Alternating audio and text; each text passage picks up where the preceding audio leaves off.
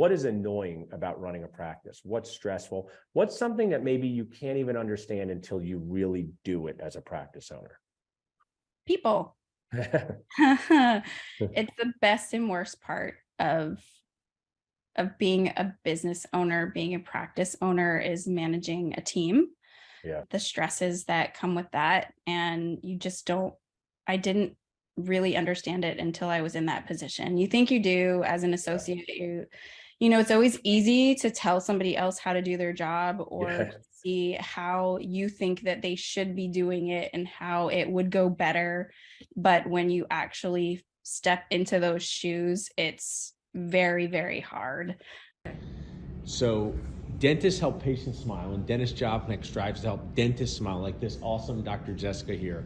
So could you just share with us about your experience with Dentist Job Connect and how excited you are to bond together with your new associate? Yeah, so I started looking for an associate in November, and I wasn't having much luck with quality candidates. And at the advice of Summer, I reached out to Paul, and I was able to find an amazing associate. Couldn't believe the quality of candidates that I got, but definitely super stellar, and I'm so excited to grow my practice and grow with him. So. And remove some of your stress too along the way, right? Absolutely, and allow me to kind of have a little bit more balance in life. So. And what's so cool about this story is we get to help two people, because the dentist joining you is so excited to be joining you, has been texted us, and we bring it all together. So I thank so much for sharing with us, Dr. Jessica. Thank you. Welcome to Dental Nachos TV. You're going to meet my amazing guest in just a minute or so. If you are looking to hire an associate or looking for an awesome associate job, Dentist Job Connect can help. Please reach out to us at dentistjobconnect.com. You can text job to 215-798-9897, or you can text hire to 215-798-9897.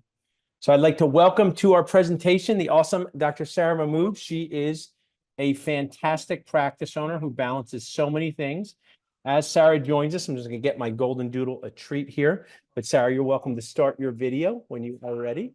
Hey, Paul. So Dr. Sara, tell us a little bit about where you're sitting. We're going to start with your awesome presentation in a few minutes, but I always like stories that start where you are now and go backwards. So tell us about your day-to-day. Yeah, absolutely. Like? I saw a post you put up the other day about who's closing their offices for Juneteenth, and I was going to chime in, but everyone was saying no. We actually closed all offices today to recognize and honor the day. Oh, awesome. Yeah, and so it was a great day to just catch up on things. I just had a baby a few weeks ago, so it was nice to be home with her, kind of polishing up this deck. I went to go work out. So now I'm in my Frisco office, which is the office that I primarily see patients out of.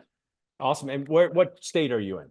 I'm in the state of Texas. Texas, popular place to see. And just like we're going to talk about your practices, but congratulations on being a parent. Is this your first child? Third baby, which is why I'm here 6 weeks after giving birth, because I've done this a couple of times. I know how it goes. And how many practices to go along with the I have 3, and my husband has 3, so collectively 6. Three. Who's going to, which one is going to break into number 4 first? You know what? We're actually embarking on 4 in the same building. We're buying some real estate about 30 miles away, and we'll both have number 4 at the same time. So best to not keep it competitive. Awesome. I love that. And or you could be the fourth baby too, Oh my gosh. I can't even think about that right now. So I'm just saying, well, I think it's awesome what you're going to be sharing with us. I'm going to turn this presentation over to you.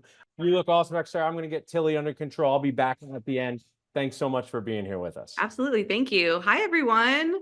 I'm really excited to be here tonight. This is my first webinar with Dental Nachos, and I'm going to be honest, I used ChatGPT to help me come up with the title of this presentation. Do I think I'm a master of entrepreneurship? No, but I'm happy to share some key insights that I've learned over my actually 7 years of practice ownership now. So a little bit about me. I'm Dr. Sara Mahmood, but you can all call me Sara. I even tell my team and my patients to call me Sara, but more on that later. I graduated from Texas A&M, Baylor College of Dentistry. I was the last class to have Baylor on our diplomas. I graduated in 2015. And my little claim to fame is that on the night of graduation from dental school, I began my MBA program at the UT Dallas Jindal School of Management, graduated with my MBA a year later. and opened up my first practice from scratch in 2017. Second practice was in 2019, and my last practice was in 2021. All were de novo. If I didn't go get my hair colored every 8 weeks, it'd be all gray. So I'm thinking maybe for the next one, I'll try to find something that's actually making some money to start. Some of my career accolades: I'm a fellow in the International Dental Implant Association, fellow in the Academy of General Dentistry. I'll be actually walking the stage next summer in Montreal to get my mastership. I did a 2-year residency in the Academy of GP Ortho, learned edgewise orthodontics, which is really cool. I've done some stuff for my community. I was honored as Emerging Leader in Philanthropy in 2022, got some awards over my career. Recently, I finished a program called the First to 50 Women's Leadership Program through Dentsply Sirona. It's their initiative to help coach women in dentistry to be speakers. And the reason it's called First to 50 is they want to be the first Fortune 500 company that has 50% of their speakers as women on stage, which is awesome. And on that note, I'm actually going to be speaking on their main stage in Las Vegas in September and Sao Paulo in November. So really excited about that. I am doing a surgical leadership program through Harvard Medical School. This is exciting for any of the fellow mommies on this webinar. I just joined the official Mommy Dentist and Business Group, so really pumped about that. And I am the VP of Strategic Partnerships at Casper. It is a health tech company. And why I'm here tonight talking to you is because I'm the founder and owner of Brush 365. I have 3 DFW dental studios. And I will say, among all of the things you see on this slide, this is my biggest badge of honor. It's the lessons that I've learned so far from this journey that have opened so many doors for me. And I'm going to try to share some bird's eye view things that may help you. So you want to scale. You know, if you're tuning in tonight, my guess is you want to scale, be it same store growth or multiple locations. And I know multiple locations has this general mass appeal, right? Because it just sounds so cool to own a lot of practices. At least that's how it was for me. And I've met a lot of younger dentists that feel the same way. It also sounds like, you know, if you own multiple locations, you know, it equates to making a lot of money. And it's true that you're building something of real value. But in my current stage at 3 locations, there's still a ton of sweat equity being poured in. I wear pretty much every hat on any given day. Although I do have systems and team members in place that have offloaded a ton of my stress over the years, I'm still doing a lot of the nitty gritty that goes into growing and scaling multiple practices. I've heard it's pretty normal. I have mentors that have anywhere from 20 to 200 practices. And anytime they hear that I'm still at less than 10, you know, they kind of say, you know, hang in there, because without equity involvement or anyone, you know, backing you financially, you're essentially bootstrapping it at that stage. And so sometimes you're getting by payroll to payroll while learning how to create efficiencies in your systems and maintaining quality care. I like to always talk about how when I was in high school, I had this friend who decided to skip out on the college experience and go straight to an overseas medical school. Many of you probably have had similar friends or maybe even did the same when it came to dental school. But this particular friend didn't do that well in high school. And I thought, why are they skipping the line and going straight to the part that supposedly matters? I bring this up because even then that concept felt really weird to me. And now I know it's applicable to my own situation, because if I could snap a finger and have 30 locations tomorrow, would I do it? Am I the leader I need to be to run an organization like that successfully without absolutely losing my mind? I think for me in particular, incremental growth has allowed me to evolve as a leader with each new stage of my business. And I learned to level up in a way that allows me to still be a present wife, mom, daughter, sibling, friend. And to me, that's important. I'm not going to be one of those people that gets to 10, 15, 20 locations, you know, that's no longer married or never took a vacation. I think the journey matters. So let's dive in. What I've done is I've put together kind of 20 different lessons or tidbits that I want to share with anyone who's looking to scale their practice. And the first one is mindset is everything. Nobody trips into multiple practice ownership. You have to want it. And, you know, I read somewhere once that leaders aren't born, they're believed in. If you feel like you're innately not that positive of a person, or that you maybe don't have as much of a growth mindset as you'd like, you can do the self-work to get beyond that. And if you want to be a multiple practice owner, practice getting into the right headspace. It's so important.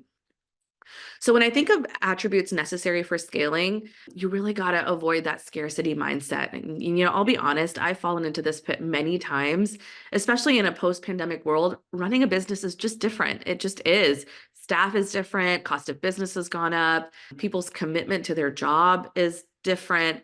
And I don't have a golden parachute or, like I said, an equity backer at this stage to fall into. So it can get really paralyzing when your AR is piling up and payroll is right around the corner and you've got 30 people that are depending on you to pay them, or you have a slower month and the rent and bills are due regardless.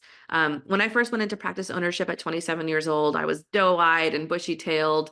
But the years can harden you and make you feel overwhelmed and make you feel kind of numb. I've had to claw my way out of this thinking and really pivot to having an abundance mindset. And I'm not going to sit here and lie and say that I'm constantly feeling like I have abundance in my life. It's something that I have to work on to actively pull myself out of that scarcity.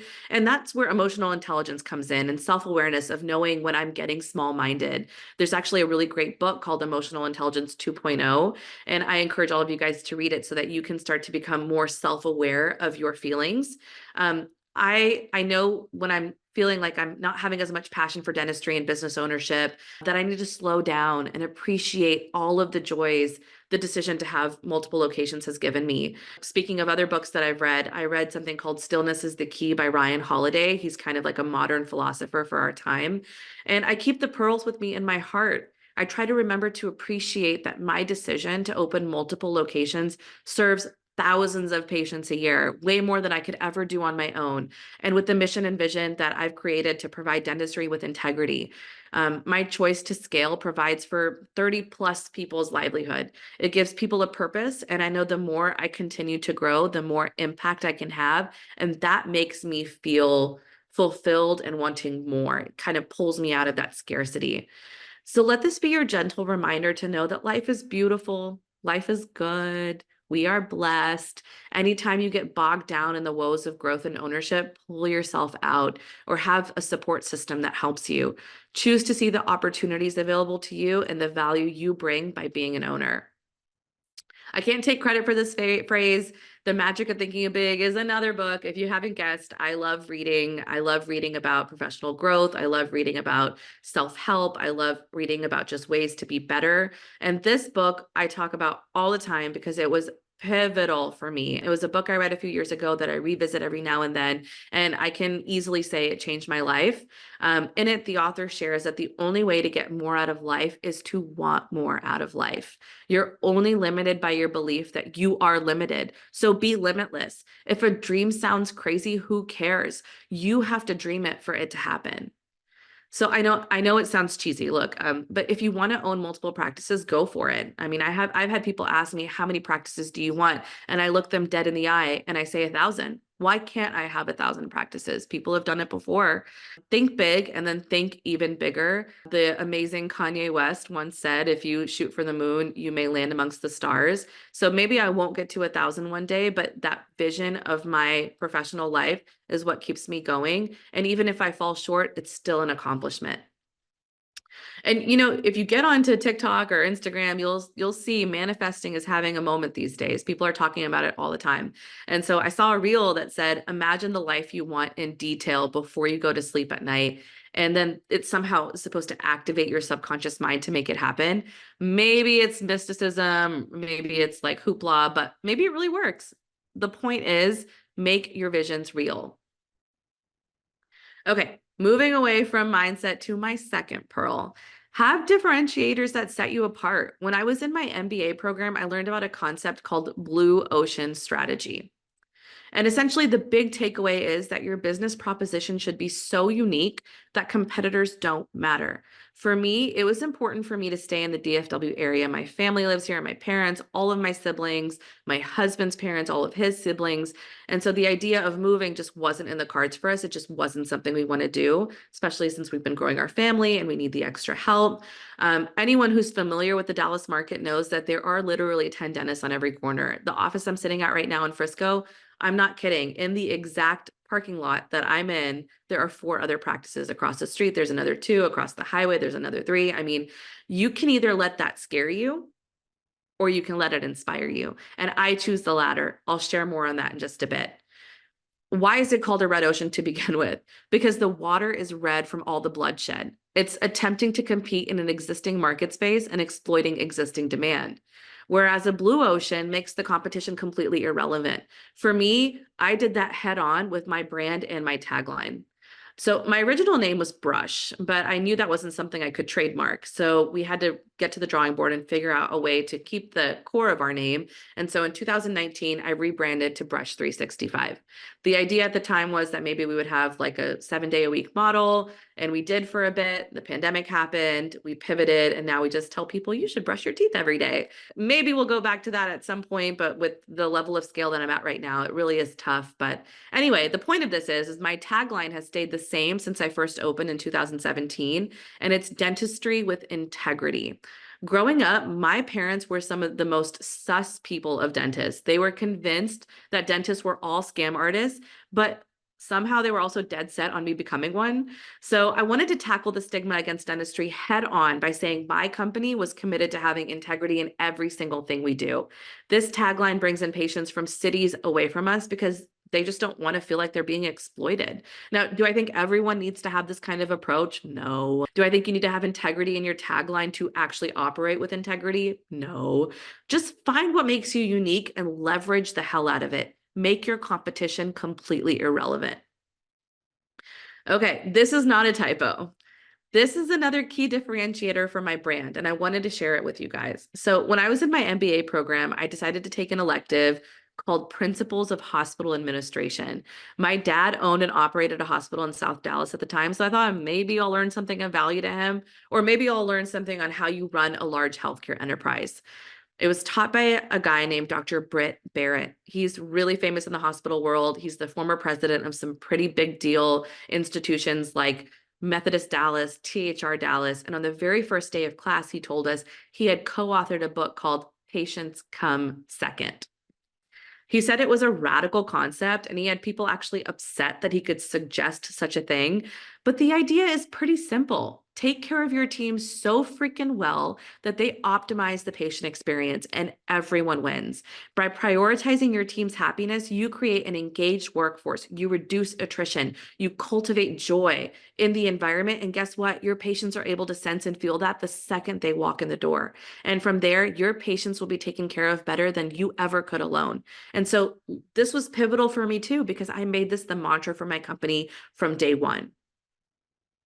Number 3 in my list of lessons still holds true to me today because, believe it or not, I still spend a significant part of my week chairside. Now, I just had my 3rd baby, so I'm only seeing patients about 20 to 25 hours a week right now. But before she was born, I was pretty much full time. I literally saw a patient, went to the hospital, and had my baby. So I wasn't taking any time off. Again, going back to when I first opened in 2017, all I could think about was how awesome it would feel to have 100 practices. But the day-to-day has a way of really bogging you down to reality. And that's what was causing that scarcity mindset I kept falling into. But once you reignite your passion for dentistry and realize that you have to find a harmony, not a balance, harmony between your big vision for your career and kind of like the monotony of the day-to-day, you're able to see that you are moving in the right direction. Maybe you aren't where you thought you'd be by now, but appreciate how far you've come and keep going. I think a big part of helping me strike that harmony was being a fanatic about my time management. I worked hard to create systems, to offload responsibilities, and to recognize I can't and shouldn't do everything in my business, especially if I'm committed to scaling. I use my calendar religiously. I have really good communication with my husband. I use Asana to manage my projects. I write a to-do list almost every single day. I have 3 little ones now. So, and I already told you my husband has 3 practices. He's a chiropractor. So being organized is when I say it's critical, like that's not even a strong enough word.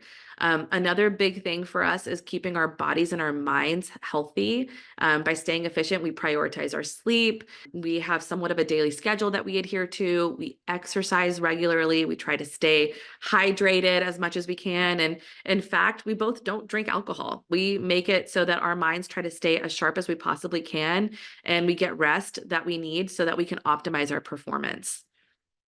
Number 4, a penny saved is a penny earned. Boy, I wish I had learned this early on because I had to learn it the hard way. For years, I would sit there and wonder, why am I not more profitable? And it's really as simple as you have to spend way less than you earn.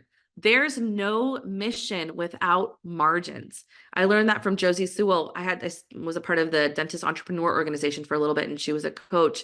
She's an incredible person, hygienist by training. And she told us, you should have no issue with your team knowing too that without making a profit, you cannot be viable.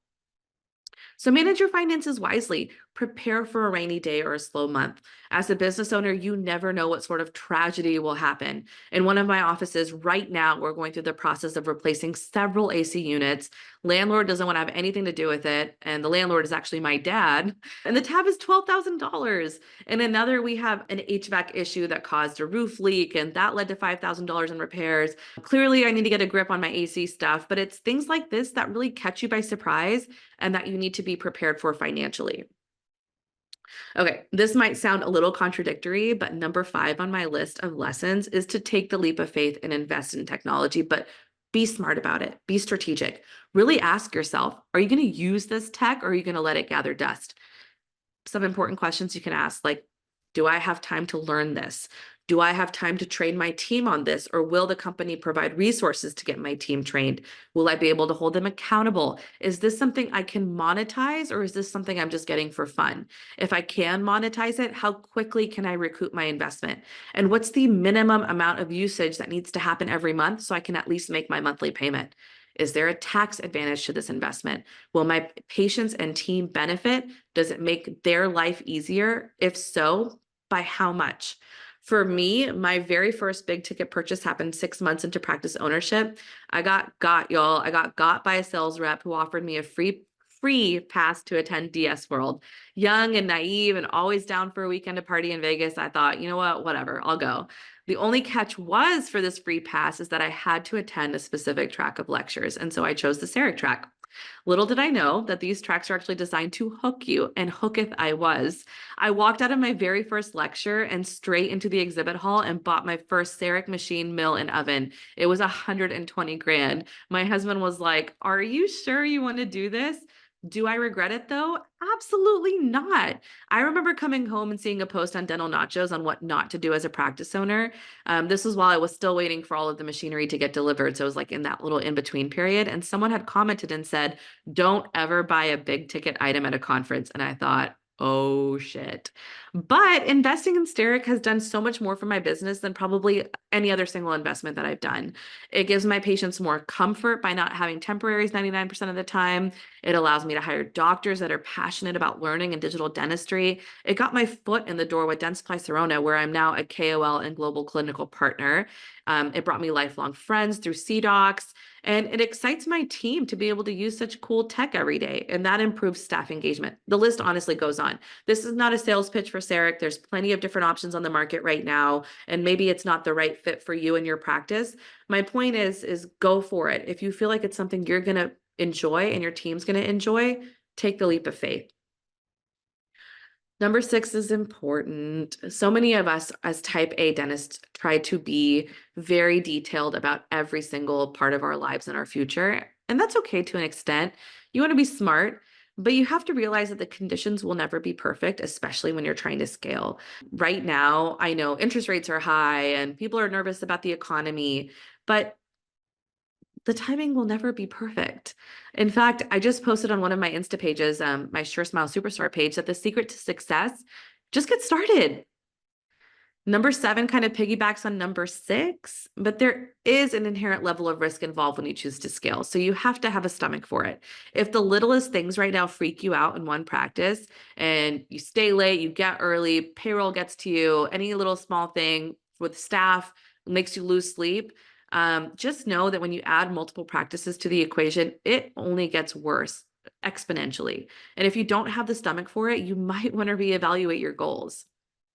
But if you do have an inclination and are okay with taking risks, have faith, go for it. Trust yourself, trust your vision, trust your team. For me, I know I will never let myself fail. I will figure it out. Whether you're religious or not doesn't really matter. You just have to believe in yourself and that you'll be okay. Have faith in yourself. If you're in a constant state of paranoia, it's a self-fulfilling prophecy. And the same is true for the opposite scenario. Number 8 is more of a statement than a lesson, and I'm not here to argue with anyone about this. It's just true. It is harder for women in dentistry to manage all of the things between our personal lives and professional.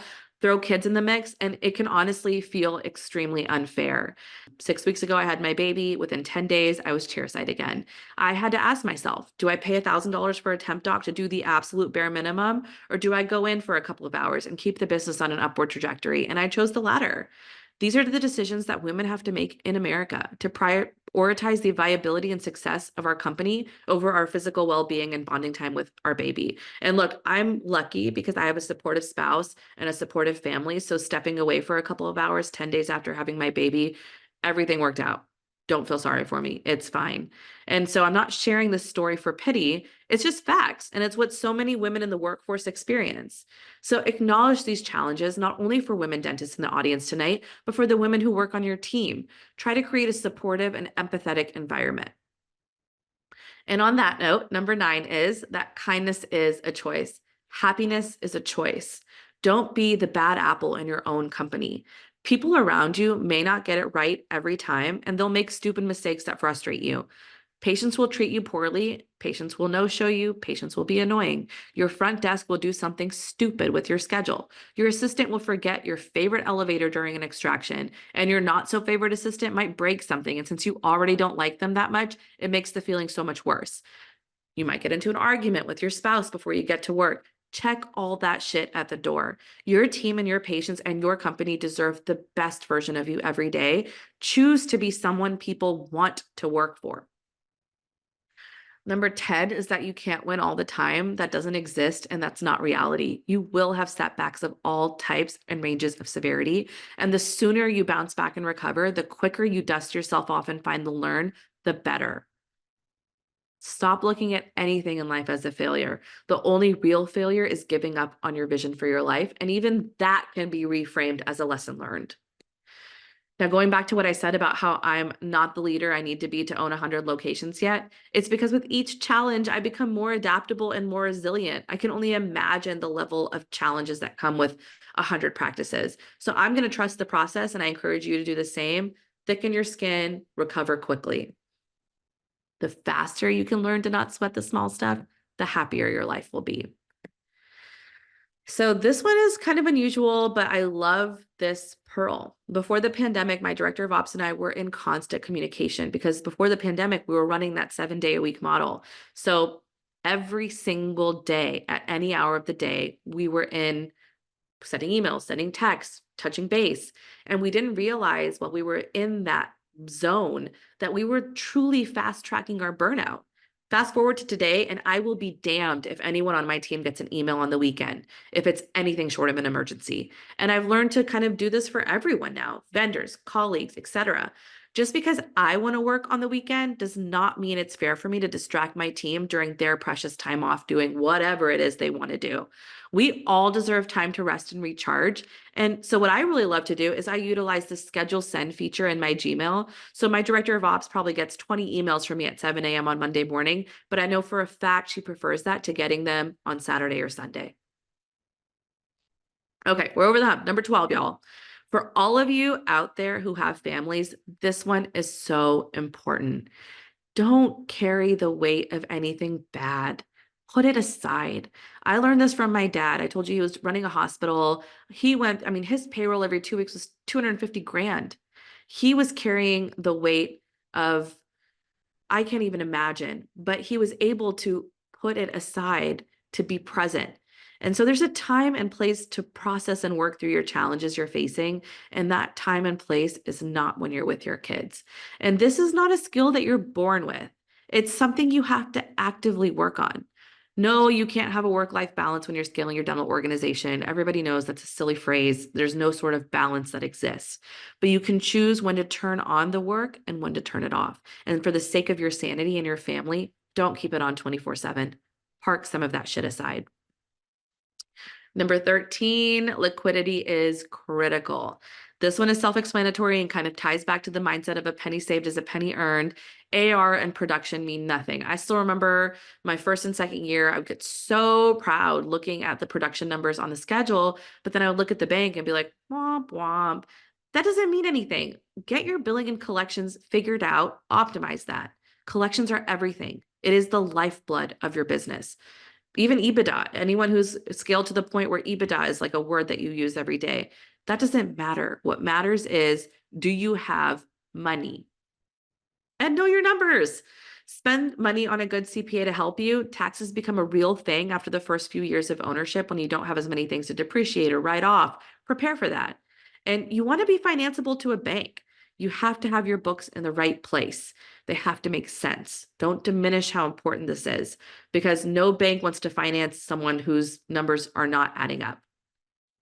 Number 14, your goals might evolve, and that's okay. Believe it or not, when I was 27 years old, I was absolutely certain I'd have at least 5 locations in 5 years. But when I was 27 and I opened my first practice, I was just barely married, living in an apartment, living the good life. 2 oopsie pregnancies later, and then 1 planned, and life just happening. And here I am, 2024, and I have 3 successful practices. Who cares? My timeline's changed, but now I have 3 little ones that I wouldn't trade for a million practices. Life throws you for a loop sometimes, and it's okay to pivot. Keep the vision, but be flexible on how and when you get there. For instance, I never thought I'd get into speaking at this point in my career. I would always imagine that that would be something I'd do when I had more locations or I was older, but here I am. Take your opportunities in stride, even if things happen before or after you felt like they should. And this one is huge for me because anyone who wants to put themselves in a position to scale is probably competitive by nature. I want to win, but it's not a race and it's not a competition. I have to remind myself that every day. If you're going against anyone, it's the version of yourself that you were yesterday or last month or last year. Number 15 is focus on your own journey and progress. My dad has this bad habit of motivating me by making me feel like I ain't shit. He'll tell me about his friends who have 50, 100, 200 practices, $100 million in revenue, $200 million in revenue. And when I first started out, it used to irk me and make me literally upset. And now looking back, I just feel so silly because it was such a sign of immaturity. Now I love to hear about people that are further along than I am. And not only do I love to hear about them, I want to talk to them. I want to understand how they got to where they got. I want to learn from them. There's a level of humility that I have now that I just didn't have before. And I'm able to hear their stories without feeling like mine is any less than or deficient because I'm on a different timeline. For me, I feel successful because I choose when to work. I go on vacations all over the world with my family. If I have a sick kid, I can stay home. I do date nights with my husband. I enjoy weekends with my family. More practices will come, but I'm not going to sacrifice my freedom to enjoy my life in the process. I just won't do it. Speaking of which, how many of you have a friend or multiple friends who are just straight up addicted to practice ownership? Maybe they recognize it, but most likely they don't. There's probably a handful that comment on every single post on Dental Nachos. They live and breathe this stuff. And I get it. I've been there. I've been completely and utterly obsessed with my company. And you know what? Honestly, I probably still am addicted to some degree, but I've learned to manage my addiction. I started to recognize that I was kind of becoming unhinged. It was hurting me. And sometimes I fall back into that and either I pull myself out or my husband does, but not every conversation has to be specifically about my company or allude to it. I have more to my life that defines me, and my personal well-being matters. If I'm consumed with Brush 365 24/7, I can't put my best foot forward with some of the other projects that I'm working on, like with Casper or Sure Smile.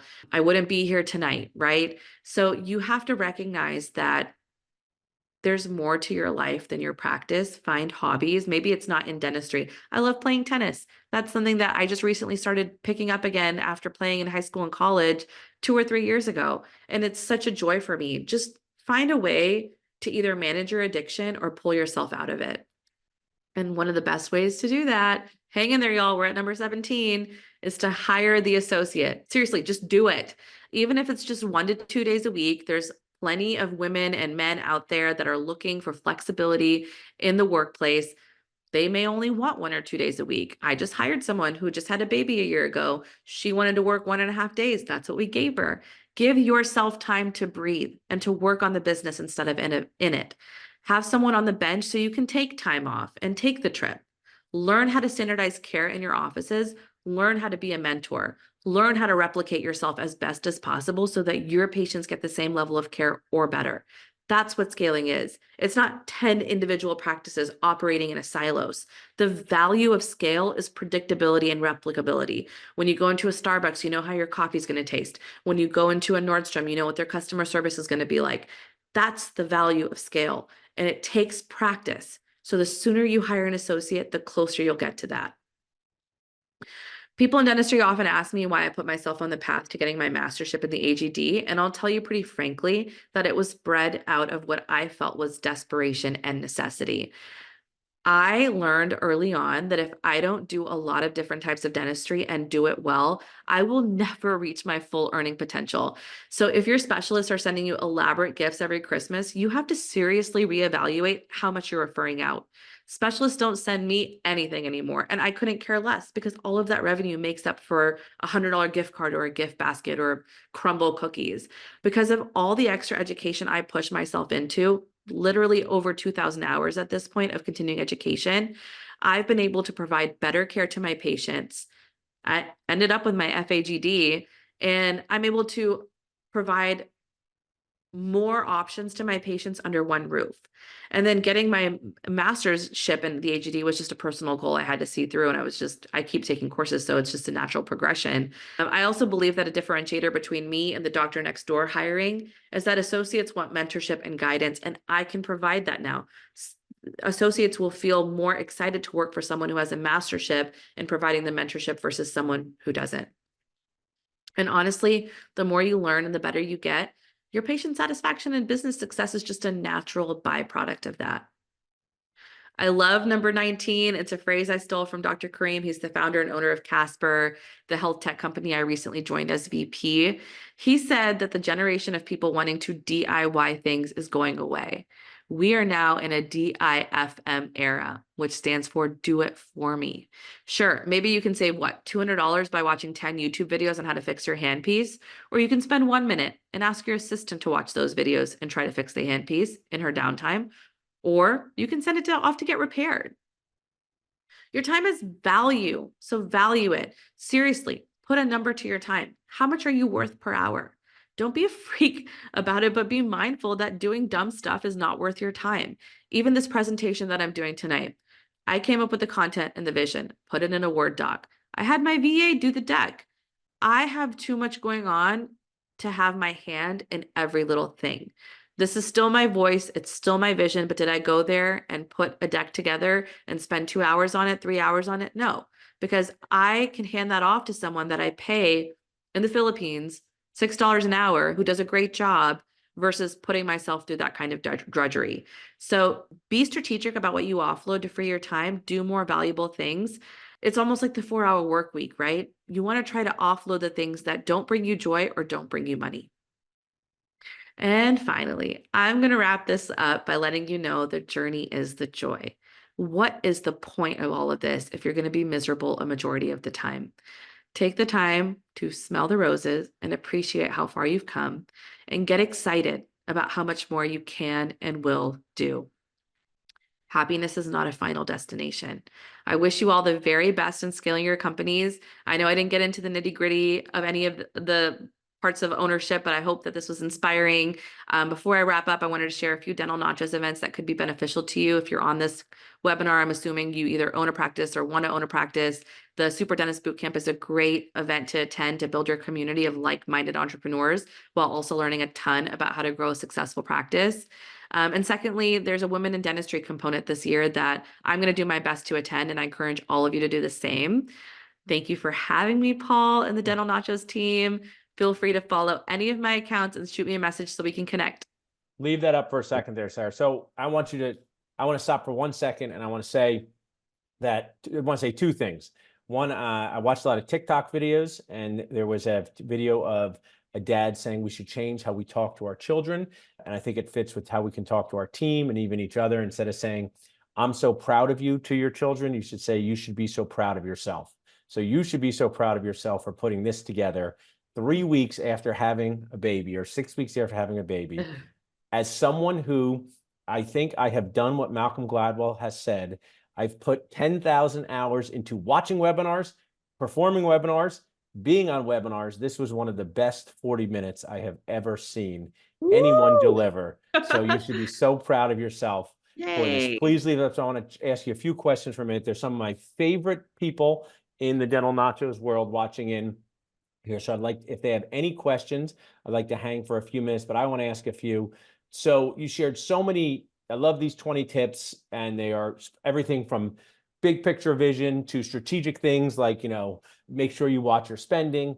The hire associate piece, what I think was cool is I maybe saw that video in the beginning of Dr. Jessica, who I met this weekend in person, but we helped her hire her first associate, her very first associate. And she's doing that not to make more money, but to get more freedom back in her life. She's a mom, she's got a lot on her plate, and she's so excited to hire her but she needs someone from outside her box, a DSI coach, to help her make that decision, right? Because many times dental practitioners are like, I got to do it all on my own, right? I don't need anyone.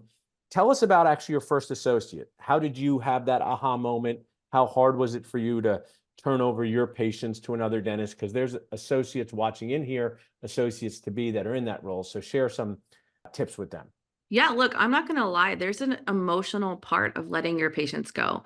You care about them, especially when you first get started. 10 years in, I don't know, but when you first get started, it's a big deal. You're like, Mary Smith or, whoever it is, I've been taking care of them. How do I pass them on to someone else and know that they're going to be taken care of as well? This webinar is about multiple practice ownership. You have to just let it go because you cannot be in all of your practices at the same time. And the best thing you can do is hire the associate and start to get better at training them to be like you. Okay. I personally fell into it. I shouldn't have hired an associate when I did, but I was pregnant and I wanted to free up my time. So I was paying her more than I was paying myself. And I was okay with it because I knew it was going to give me my time back, which is more valuable to me than anything. And it inadvertently let me work on the business instead of in the business, right? So you start to realize, hey, it's not that I'm sitting at home watching Netflix. I'm sitting on my computer. I'm looking at contracts. I'm looking at different technology I can invest in. I'm reading articles. I'm getting better as a dentist. I'm learning how to coach. That's what you should use that time for instead of being in someone's mouth. Now, things like Dentist Job Connect obviously are going to help you find the right person. You don't want to just hire anyone because I learned that the hard way too. You hire someone who's got a great personality, but then they come in and you look at their radiographs and you're like, oh no, I'm going to be redoing a lot of stuff. So you want to have someone who's been vetted. You want to have someone that you can actually get to know before you bring them onto your team. But the sooner you rip that Band-Aid off, the better. I love it. And I talk about the 4 F's that associates help with: unlocking schedule freedom, financial growth, free time with your family, and the best of all, fewer hygiene checks. And they fit in your life. Hey, you needed free time with your family back early, and now you might need financial growth, right? You want to buy another practice. So I think that's great. We have a question from the audience if you have a few minutes, Sarah. So for another one of my favorite dentists, with starting a de novo practice, what tips would you share about marketing that work? There are a lot of dentists out there. The DSO consolidation, I think, and we have to be realistic, has taken some practices off the market that would traditionally be sold to younger dentists. So they don't have to go cry inside too much. They might want to start a practice, but I have noticed the trend to startups, growing year after year. So tell us about startup marketing, or what you would give someone tips on for startups. Yeah, well, I will also say the last 2 practices that I bought were second generation spaces. I bought them for pennies on the dollar and just made them beautiful. That's always an option too. So if you can't find a practice that's already making money, you can save money on construction costs by getting a second generation space. When it comes to marketing, it just depends on where you are. There's so many factors. I know you don't like the spoiled guac PPO plans, but my practices are really dependent on PPO policies. So we take a lot of insurance. I want to put the right context around that, because that's like me saying, I was in network for 18 years of my career. It's all about the right timing for any treatment plan you make for your practice financially. We were struggling after the pandemic finding enough chair space for patients with heavily reduced plans. So it was the right timing for us. But I want to make sure I'm clear that I always say it's not about dropping plans or signing up for plans. It's about making a plan about your plans. And we have, so you say PPO plans, second generation spaces. Then a dental student here who's so tuned into Awesome to say, if you went back to dental school, what actions would you take to jumpstart your career path? Is there anything? Oh my God. I see dental students these days on because Instagram was just up and coming when I was a dinosaur in dental school in 2015. But now like people are going to do their implant education while they're in their 4 years. I mean, they're learning all sorts of stuff and putting themselves out there and creating a following before they even graduate, which is insane.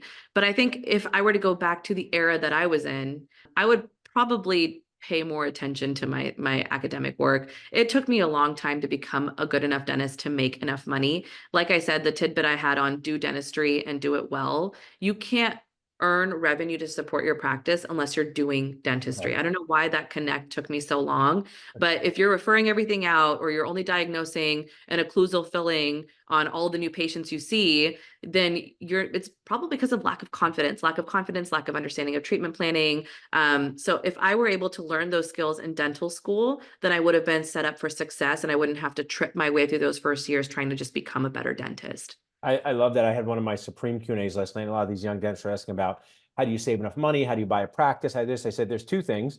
It's for every dentist, one, case acceptance, and two, the clinical skills to do it. Case acceptance and clinical skills solve everything. And I think you can't shortcut that. And I think that's so important and you have to watch out for the crab mentality. One of my favorite Job Connect dentists, he applied to 40 jobs. He flew around the country, did interviews. He went and observed at practices. He said, hey, Paul, even if I don't like the office, I'll learn something. I'll learn something from every experience.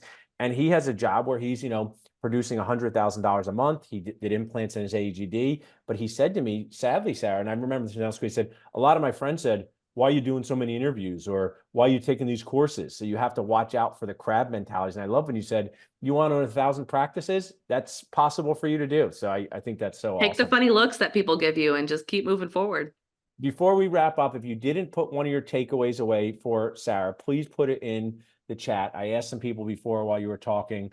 Yeah, they thought the patients come second was interesting at first, but totally get it. I love that part. I always say stand up for your team. I do that at Dental Nachos. I do it at Dentist Job Connect. I do that in my practices. I stand up for my team. I don't let any yelly patient or customer or client derail that. Tuning in from Fort Myers, make sure you invest in yourself and take risks. To have peace in your work environment is worth its weight in gold. Yeah, so I really can't thank you enough for this, Sarah. I know this is just the start to us doing cool things together. Yes. I'll give you a call after this is over. I so appreciate the time that you put into this, and we'll Thanks get for the having recording. me. Oh, we'll get the recording, and this was great. And I am now totally jealous that you have someone who can do these presentations for you. So what I learned is, and my good team member friend Morgan's on here. She knows I'm going to be wanting someone to do this, because what you said to collapse time, as Mark Costa says, you came up with the vision, someone else did the legwork. That's the only way you can scale anything in your life or business. Do it for me. I'm not a DIY person. I love that. I love that from Kareem. He's great. Well, thanks, Sarah, so much. You're awesome. I'm going to be calling in a few minutes. Everyone else for watching in, thanks so much for being here. Check out our next show. Just go to dentalnachos.com. Have an awesome night, Sarah. See you guys.